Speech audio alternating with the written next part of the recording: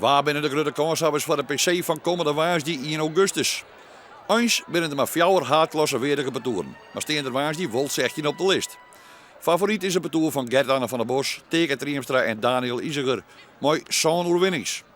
Het betoer van Martijn Olijnsma, Hilke Bruinsma en Alian Anema steen op 2 oerwinnings.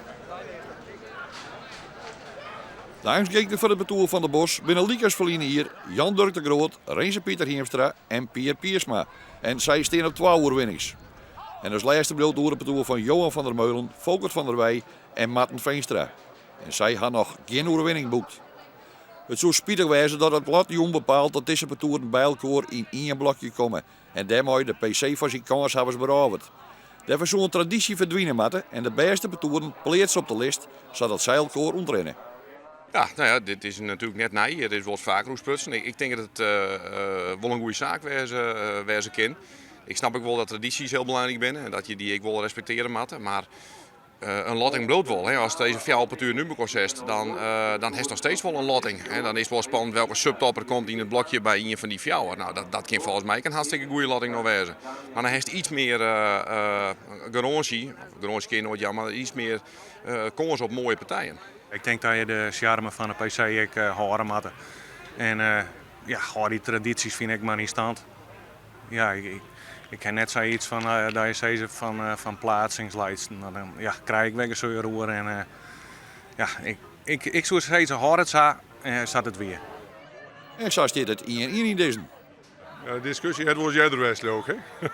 Op de plaatsen. Ja goed, misschien zouden ze er nou eens wat op verzinnen kunnen. Zoals op basis van een soort puntensysteem. Dat gebeurt natuurlijk ook in orensporten. Ja, als het pech is, er zitten de 3 toppers die zitten in een blokje van 6 of van 8, neem maar wat. Ja, dan is de kans dat het vereniging van de eindfamilie dat het minder leuk is. Maar ja, ik denk net dat we dat het druk rijden wordt. Maar staat wel 2 in wat de mening ongeveer bij de alle keertjes. Hoe staat het bij de acteurs van nou? Je krijgt wel degene die daar ook gingen met ieder van zezen. Bij tennis doen ze natuurlijk een jaren. En dan krijg je heel vaak mooie hele finales. Maar de toppers Chimmerkoor.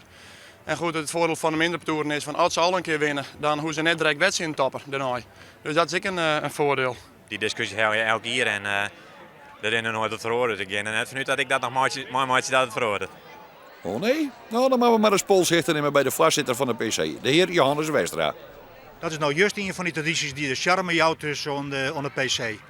Dus dat ik degenen die dus erbij binnen, dat alle sectiepatoren op dezelfde manier behandeld worden.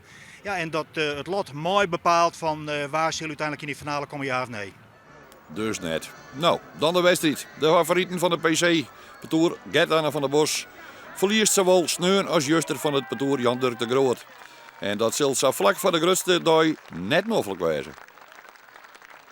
Nou, het lijkt dicht bij elkaar, denk ik. En als dan Joert en Justjes, dan keert er Renze Pieter een hele goede partij.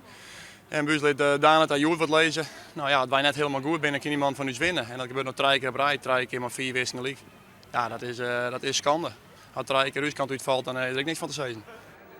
De finale juist er weer net om hoe naar Hoes te schreeuwen. Jan Dirk de Groot helpt liek als Maarten net het niveau als in de partij Sint-Gert-Anne van der Bos. En mooi in topvorm keertsende Martijn Olijnsma valt het doek op skine 4 weersten en 6 fjouwer. 2 oerwinnings in 1 weekend, maar dit parcours vertrouwen Jan naar woensdag.